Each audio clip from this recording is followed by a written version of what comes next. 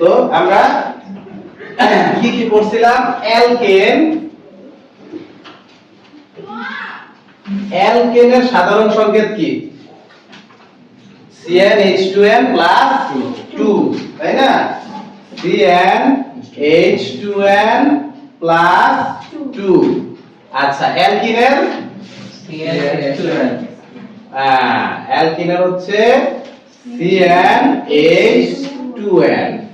অ্যালকাইনের -2। আচ্ছা, CnH2n -2। আচ্ছা, এই তিনটার মধ্যে সম্পৃক্ত কোনটা? সম্পৃক্ত অ্যালকেন সম্পৃক্ত। আর অসম্পৃক্ত কোন দুইটা? অ্যালকিন আর অ্যালকাইন হচ্ছে অসম্পৃক্ত। দ্বিবন্ধন কার মধ্যে আছে? অ্যালকিনের মধ্যে। তিন বন্ধন অ্যালকাইনের মধ্যে। আচ্ছা, দিক সংখ্যা 1 রে কি বলে? মিথ। 2 রে? 3 রে? 4 রে? 5 রে? পেন্ট। ঠিক আছে? 6 রে? 7 রে? 8 রে? 9 রে? আর 10 ডে। আচ্ছা, তাহলে আমরা যদি অ্যালকেনের মধ্যে হেক্সেন লিখতে চাই, তাহলে আমাদের কার্বন সংখ্যা কত নিতে হইব? 6, তাই না? তো 6 কার্বন। তো এই জায়গায় হেক্সেনের ক্ষেত্রে n সংখ্যা n যদি হয় 6, তাই না? তাইলে H কয়টা হইব? হাইড্রোজেন 14টা, 14। কারণ আমরা যদি এখানে হিসাব করি যে হেক্সেনের ক্ষেত্রে কার্বন হইল 6টা। কারণ কি? কারণ হেক্স মানে হলো 6, তাই না? আর হেক্সেন বলতে কি এটা একটা অ্যালকেন নাকি? যেসব হাইড্রোকার্বনের নামের শেষে n আছে ওইগুলা অ্যালকেন, যেগুলা ইন আছে ওইগুলা অ্যালকিন, যেগুলা আইন আছে ওইগুলা অ্যালকাইন, তাই না? হেক্সেন বলি, তাই এটা একটা, এটার মধ্যে কার্বন থাকবে 6টা নাকি? হেক্স যেহেতু হেক্স মানে 6। আর অ্যালকেনের সাধারণ সংকেত CnH2n + 2।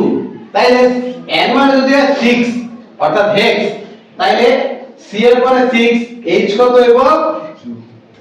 6 দুগুণে 12 আর 2 14, ঠিক আছে? তাহলে C6H14। আচ্ছা, C6H14 এইভাবে বললে তো আমরা এটা বুঝতে পারি না যে অ্যালকেন কেমন, অ্যালকেন না অ্যালকিন না অ্যালকাইন, ডাইরেক্ট আমরা বলতে পারি না।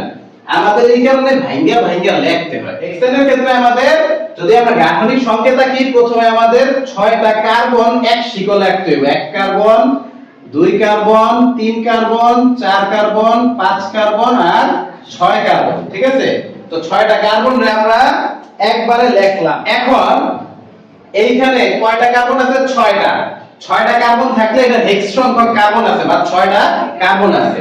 এখন এটা অ্যালকেন হইব যদি প্রতিটা কার্বনের মধ্যে একটা বন্ধন বিদ্যমান থাকে আর 6টা কার্বনের জন্য এই সাধারণ সংকেত অনুযায়ী 14টা হাইড্রোজেন থাকে। 4। আচ্ছা, তো 4 হইলে একটা দিয়া তো একটা কার্বন ধরছে, 3টা খালি আছে না? ওই এই কার্বনটায় 2 নাম্বার কার্বনটায় 2টা কার্বন 2টা যোজনী দিয়া ধরছে নাকি? আর 2টা খালি আছে না? আচ্ছা, এইরকম কইরা এইটারও তো 2টা খালি, এইটারও 2টা খালি, এইটারও 2টা খালি, এইটার আবার প্রথমটার মতো কইরা 3টা খালি। ওকে, আমরা প্রতিটা যোজ্যতারে যদি আমরা যোজনীরে আমরা হাত হিসাবে ধরি, তাইলে একটা কার্বনের 4টা হাত নাকি? 4 হাত দিয়া সে একটা হাতে একটা কার্বনের শিকল ধরছে, এটা কি একটা কার্বনের শিকল। তো এই কার্বনটা এইটার ধরছে, এইটার ধরছে, এইটার ধরছে, এইটার ধরছে। মনে করো যে তোমরা যখন র্যালির মধ্যে হাত ধইরা দাঁড়াও তখন যেমন হয়। ওকে, আচ্ছা, তো এরপরে বাদবাকি যে কার্বনের হাতগুলা থাকে বা খালি যে যোজ্যতা স্তরটা থাকে যোজনী, তো ওই জায়গায় একটা একটা করে আমরা বিস্তীর্ণ কইরা দিছি, ঠিক আছে? ওকে, এখন আমরা এইটাতে বেশি 3টা খালি, এইটাতে বেশি 3টা খালি, আর বাকিগুলোতে একটা একটা করে 2টা 2টা করে খালি, উপরে একটা নিচে একটা, তাই না? এইটুকু কি বুঝতে পারছি সবাই? আচ্ছা, এখন যদি এইগুলোতে দাও সমসংখ্যক আমরা প্রত্যেকটাতে হাইড্রোজেন বসাই, ঠিক আছে? এই একটা হাইড্রোজেন, এই 2টা, 3টা, 4টা, কোনটা থাকো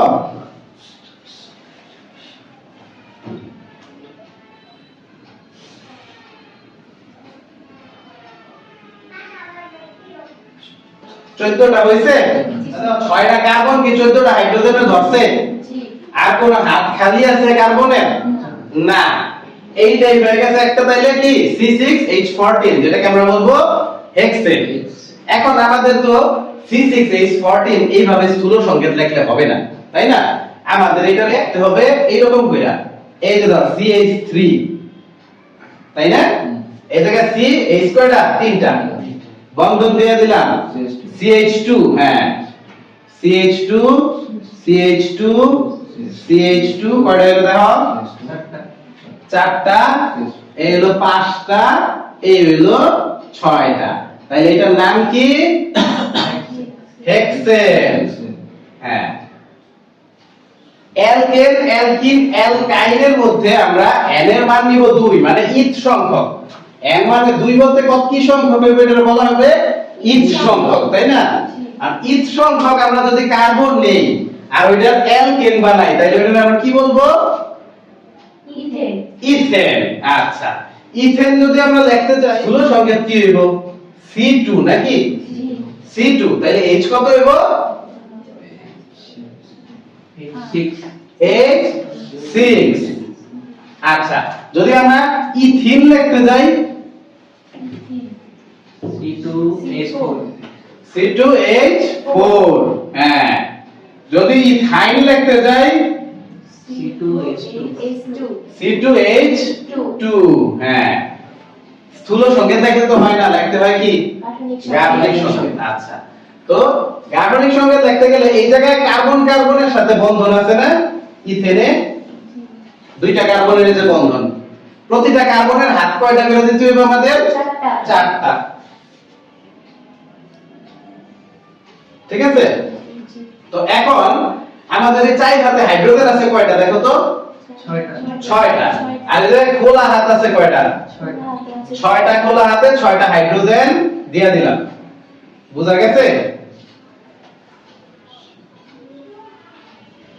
এইটুক বলো, আমরা কি বলবো? CH3। ওকে, আর বাকি টুকরে CH3। আচ্ছা, CH3 তাইলে এই CH3 এক বন্ধন CH3, এইটাই হচ্ছে কি? ইথেন। আচ্ছা, এবার দেখি আমরা ইথিন। একই রকম চিত্র করলাম, কার্বন কার্বন বন্ধন দিলাম, কার্বনের প্রতিটা হাত দিয়ে দিলাম। ঠিক আছে? এখন আমাদের খোলা হাত আছে কয়টা? 6টা। হাইড্রোজেন আছে কয়টা? 4টা। আচ্ছা, ঠিক আছে, আমরা করলাম কি? 4টাতে 4টা হাইড্রোজেন দিলাম, আর 2টা খালি রয়ে গেল না দুইজনের? আচ্ছা, দুইজনের যদি খালি রয়ে যায়, এখন তারা কি? কার্বনের যেহেতু যোজনী হচ্ছে 4 বা যোজ্যতা সংখ্যা হচ্ছে 4, তাই না? তাহলে কার্বন কার্বন নিজের একটা বন্ধন আরেকটা গঠন করতে পারে না? জি। এখন দেখো, এই দুইটা যেই কার্বনের মনে করো বন্ধন খালি আছে, এই দুইটা নিজেরা যদি মনে করো মিলিত হয়ে যায়, তাহলে একটা হয়ে যায় না এখানে আরেকটা বন্ধন? কেমনে? ঠিক আছে, কারণ দেখো, তোমার একটা হাত আমার একটা হাত নাকি? আমরা, তুমি হাত দাও, উঠাও, হ্যাঁ, এখানে তোমার একটা হাত আমার একটা হাত, এই দুই হাতে আমরা দুইজন ধরতে পারবো না? হ্যাঁ, আবার দুই হাতে আমরা নিজেরাও দুইজন দুইটা রাখতে পারি। তাহলে এখানে বন্ধন কয়টা? দুইটা বন্ধন। এখানে একটা বন্ধন এই জায়গায়, কিন্তু হাত তো দুইটা নাকি? এইরকমই বিষয়টা করতে যে কার্বন কার্বন 2টা হাত খালি আছিল, দুইজনের নিজেরা ধরছে, হয়ে গেছে CH2 নাকি? কিন্তু মাঝখানের বন্ধন কয়টা? 2টা। CH2 দ্বিবন্ধন CH2, এটার নাম কি? ইথিন, তাই না? বোঝা গেছে? এইবার আসি আবার ইথাইনে। তো ইথাইনের ক্ষেত্রে 2টা কার্বন 2টা বন্ধন করছে, কার্বনের যোজ্যতা অনুযায়ী এইরকম করে যদি হাত খুলি, তাহলে কার্বনের এখনো কয়টা হাত খালি আছে? 6টা হাত খালি আছে না? এই 6টা হাত, 2 কার্বনের 3টা করে 6টা হাত খালি। তো আছে হাইড্রোজেন 2টা, তো দুইজনের 2টা দিয়ে দিলাম নাকি? 2 কার্বনের 2টা দিয়ে দিলাম হাইড্রোজেন। এখন কার্বনের 2টা কার্বনের মোট কয়টা হাত খালি আছে? 4টা। মোট 3টা। ঠিক আছে, 3টা চাই হাতে 3টা না 2টা, আর আরেকটা তো আছে, তাই না? এই যে এই 2টা হাত মনে করো এই যুক্ত হয়ে গেল, এই 2টা হাত যুক্ত হয়ে গেল, ঠিক আছে, এই জায়গায় তিন বন্ধন দেখা যাইতেছে। আচ্ছা, তাইলে এই জায়গায় হয়ে গেল CH তিন বন্ধন CH। ওকে, এইটাকে বলা হবে ইথাইল। আচ্ছা, কার্যকরী মূলকের মধ্যে আমাদের আর বলতে বোঝায় অ্যালকাইল মূলক, তাই না? আর যেটাকে আমরা বলবো অ্যালকাইল।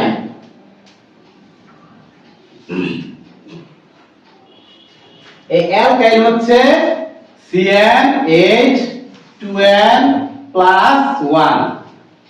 ঠিক আছে, CnH2n+1। তো অ্যালকাইল মূলক এটা কি কারণে অ্যালকাইল মূলক? আমরা ইথেন ইথিন আর ইথাইন পড়ছিলাম না? আচ্ছা, এখন আমি যদি বলি অ্যালকাইল মূলকের সাথে তো আইন যুক্ত হয় নাকি, তাহলে ইথাইল যদি বলি তাইলে এটা তোমার স্থূল সংকেত কত হবে একটু হিসাব করো। ইথ বলতে কত 2 নাকি, তাহলে সি হইব কত C2, তাই না? H কত হইব একটু হিসাব করে বলো। H5 C2H5, এটার মানে কি বলা হবে ইথাইল। ওকে, যেহেতু 2 মানে ইথ আর অ্যালকাইলের ক্ষেত্রে আইন যুক্ত হয় তাহলে এটা হলো ইথাইল। এই ইথাইল আর ইথেনের মধ্যে একটু ডিফারেন্স। ওকে, লক্ষ্য করো ইথেনটা কেমন ছিল C2H6, একটা হাইড্রোজেন বেশি। ওকে, কিন্তু এটা কি C2H5 ইথাইলটা। তুমি বুঝছো কিনা এটা বোঝার লাগেও তোমার নামটা দিতে হইব। এবং কলেজে গেলে আমরা দেখবো যে এই নামকরণ আছে, প্রথমত সাধারণ নামকরণ, আধুনিক নামকরণ, আবার আইইউপ্যাক নামকরণ। আইইউপ্যাক মানে হচ্ছে international union of pure and applied chemistry. আমরা এই ইথাইলের গাঠনিক সংকেত কি? ইথাইলের গাঠনিক সংকেতের ক্ষেত্রে কার্বন কার্বন দুইটা বন্ধন আছে দুইটা কার্বনে নাকি। এখন প্রতিটা কার্বনের আবার খালি আছে কয়টা জায়গা? এই 6টা হাত খালি। হাইড্রোজেন আছে কয়টা?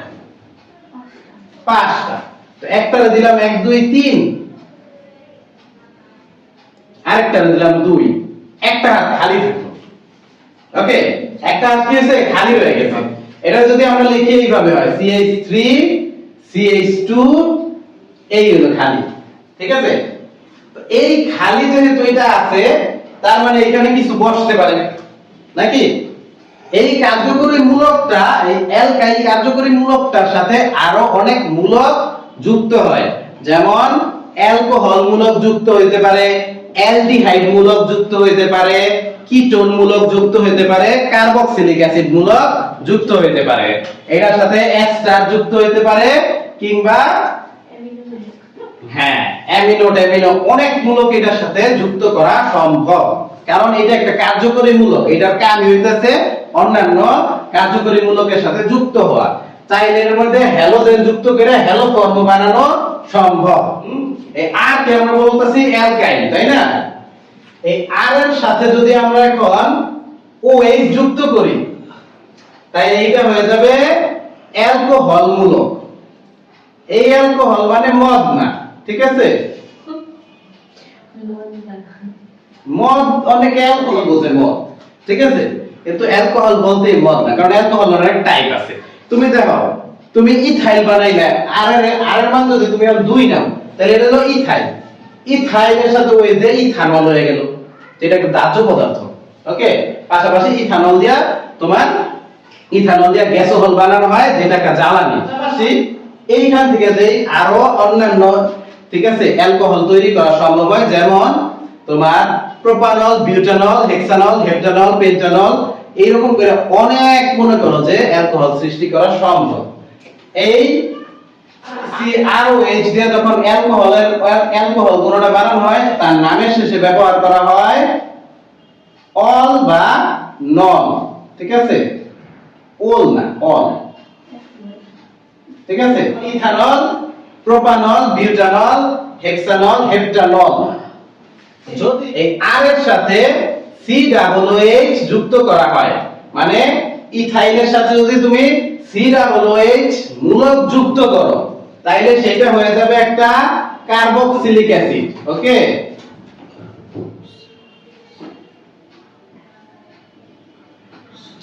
জাগোইডি লেখা নাই, লিখে নাও।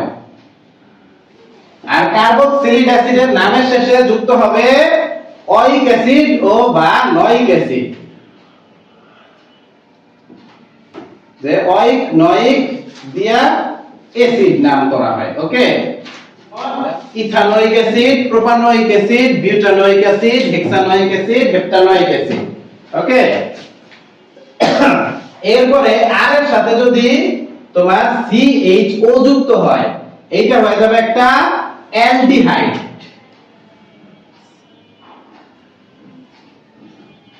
ঠিক আছে, তো অ্যালডিহাইড কি? অ্যালডিহাইডের নামে শেষে হবে নেল বা এল। ওকে, যেমন নেল, প্রোপানেল, বিউটানেল, হেক্সানেল, হেপ্টানেল। ওকে, আচ্ছা চলো এবার একটা মজাদার কিছু দেখি। আমরা প্রথমে আঁকব ইথেন। ওকে, এখন যদি আমরা ইথেন আঁকি, সি সি, লক্ষ্য করো এটা একটা ইথেন না? এটা কি ইথেন? ইথেন, তাই না? যে দুইটা কার্বন আর হাইড্রোজেন কয়টা? 6টা। আচ্ছা, ইথেন। আর এইভাবে ইথেনের গাঠনিক সংকেত হয়। আমরা যদি হাইড্রোজেনটা মুছা দেই ইথাইল, ঠিক আছে? এখন এটার সাথে যদি আমি OH যুক্ত করি, ইথানল। ইথানল কি কারণে? OH হচ্ছে অ্যালকোহল মূলকের OH আসে অ্যালকোহল থেকে, এই কারণে আমাদের এইটা যুক্ত করার পরে এটা হয়ে গেছে কি ইথানল। আর নল বা অল কেন? কারণ নামের শেষে অ্যালকোহলের অল বা নল ব্যবহৃত হয়। ঠিক আছে, আচ্ছা এখন আমরা আবার এই অ্যালকোহল মূলক বা OH মূলকটা মুছা দিলাম। ঠিক আছে, এখন OH মূলকটা যদি আমি মুছা ফেললা COOH দেই, ethanoic acid. Ethanoic acid carbon হয়ে গেছে কিন্তু এখন তিনটা, 1 2 3টা কার্বন। এই কারণে হিসাবে এটা হবে কোন অ্যাসিড? Propanoic acid. ওকে, এই প্রোপানোয়িক অ্যাসিডের মধ্যে যদি এখন আবার আমরা মুচ্ছা, ঠিক আছে, CHO যুক্ত করি, এটা কি হবে? প্রোপানেল। মনে থাকবো? আচ্ছা, তো এইগুলাই হচ্ছে মূলত আজকের পড়ার মেইন নামকরণগুলো শিখলাম। ঠিক আছে, এই নামকরণ শেখার পরে আমাদের শিখতে হবে যে এইগুলা থেকে রূপান্তর, যে অ্যালকেন থেকে কিভাবে অ্যালকোহল তৈরি করে, কিংবা ইথিন থেকে ইথাইনের প্রস্তুতি, ঠিক আছে, এবং ইথেন থেকে ইথিন প্রস্তুতি। এই রকম প্রস্তুতিগুলো আমাদের পরীক্ষার জন্য পড়তে হবে। প্রস্তুতি পড়ানোর আগে আমরা নামকরণ শিখলাম এই কারণেই, কারণ নামই যদি না জানি তাইলে আমরা এটা তৈরি করব কেমনে, নাকি? কারণ তোমার তো একটা জিনিসের নাম জানতে হইবে আগে, যে এইটার নাম এইটা, পরে না হয় তুমি এটা বানাইবা, নাকি?